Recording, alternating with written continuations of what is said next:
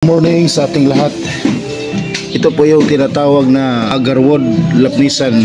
Nandito guys, nilagay ko na lang muna dito guys kasi ang plano ko sana ay dalhin doon sa lupa at itanim. Pero nag-search ako sa sa Facebook at saka sa YouTube kung ano ba talaga laki ang halaga ng kahoy na ito.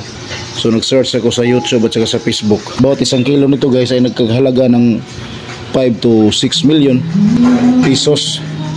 So kaya kapag decide ako na hindi lang muna ito dalhin sa lupa, baka kasi nakawin lang doon kasi yung lupa namin doon sa Batalo may open lang siya doon guys, maraming pumapasok, labas-pasok yung mga tao doon. Kaya pagdesisyonan ko dito lang muna siya ilagay sa sa second floor ng bahay namin. Humihina yung niya guys, yung mga dahon niya kasi siguro mga 5 araw natin na ilagay doon sa baba, doon sa ground floor. At hindi pala maganda na hindi siya maabutan sa sa sikat ng araw.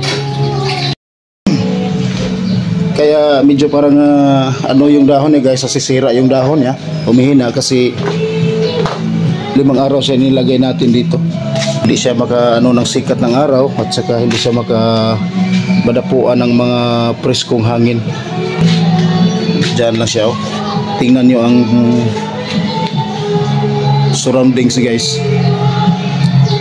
Walang hangin na presko na basta-basta makapasok dito at saka hindi siya na langhap ng kahit kunting liwanag ng araw.